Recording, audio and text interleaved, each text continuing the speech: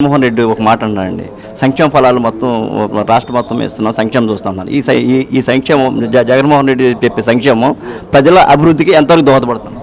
మొదటిది సంక్షేమం ఏ ఒక్కరి సొత్తు కాదు. సంక్షేమం చంద్రబాబు నాయుడు గారు ఇచ్చేది కాదు, జగన్మోహన్ రెడ్డి గారు ఇచ్చేది కాదు, నరేంద్ర మోదీ గారు ఇచ్చేది కాదు. ప్రజల డబ్బు ప్రజలు మీకు ఇస్తున్నారు. మీరు ప్రజలకి ఏమి ఇవ్వట్లా.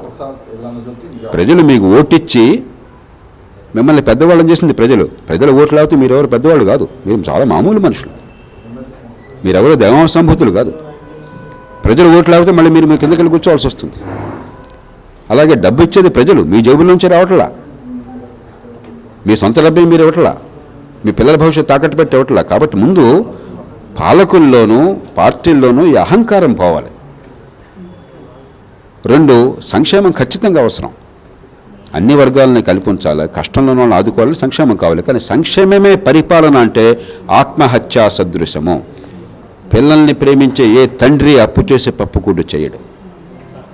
పొదుపరితనం పాటించి కుటుంబ అవసరాలను తీరుస్తూనే రేపొద్దున వాళ్ళకి సంపాదన పెరగడం కోసం, ఆస్తులు పెరగడం కోసం నిరంతరం కష్టపడతాడు.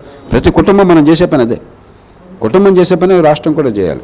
ఒక కుటుంబ పెద్దగా తల్లిదండ్రులు అనవసరమైన ఖర్చును ఆపమంటారు, రేపొద్దున కోసం పునాదులు వేయమంటారు. ఒక మంచి ఇల్లు కట్టుకోవాలా, బ్యాంకులో వేసుకోవాలా, పిల్లల ఉపాధి కోసం చెప్పని ఏర్పాట్లు చేసుకోవాలా, నైపుణ్యాన్ని పెంచుకోవాలా, పెట్టుబడులు పెట్టుకోవాలా, అవసరమైతే రేపటి కోసం కొన్ని చిన్న చిన్న త్యాగాలు చేయాలి. అది కుటుంబాలు చేసే పని. అదే రాష్ట్రం కూడా చేయాల్సింది. దుబారా చేయటం, రాష్ట్రాన్ని నాశనం చేయటం, ప్రభుత్వ ఆస్తుల్ని చివరికి కలెక్టర్ ఆఫీసుని, సెక్రటేరియట్ని కూడా తాకట్టు పెట్టడం, ఎస్క్రో అకౌంట్లు పెట్టడం, ప్రపంచ చరిత్రలో ఎక్కడ లేని రీతిలో బకాయిలు లక్షల కోట్ల రూపాయలు పెట్టేయటం, ఇది పరిపాలన కాచాలదు. సార్ మొన్న కొడాలని ఒక మాట అన్నాడు సార్, మా ప్రభుత్వం అన్న తర్వాత తాకట్టు పెట్టుకోకూడదా, ఇచ్చేయకూడదా అని ఒక మాట. దాని ఇంతకంటే నీకు ఇప్పుడు ప్రతి సారికి సమాధానం చెప్పనక్కర్లేదు. స్థూలంగా నేను చెప్పాను, ఇదేమిటో ప్రజలకు అర్థమవుతుంది. అంతేగాని ఒకళ్ళ నోట్లో పెట్టడం అవసరం లేదు. మంచి ఏంటో చెడు అంటే విజ్ఞులకు అర్థమవుతుంది.